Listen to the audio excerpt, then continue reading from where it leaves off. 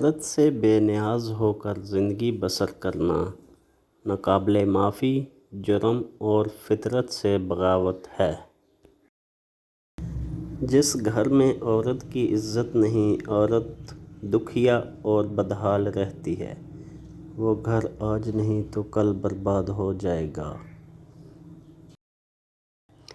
ایک عورت صرف ایک راز چھپا کر رکھ سکتی ہے اور وہ ہے اس کی عمر کا راز۔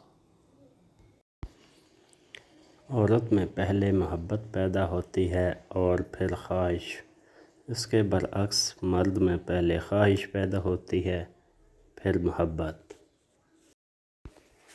خاردار شاخ کو پھول دلکش بناتے ہیں اور غریب سے غریب شخص کے گھر کو سمجھدار عورت جنت بنا دیتی ہے۔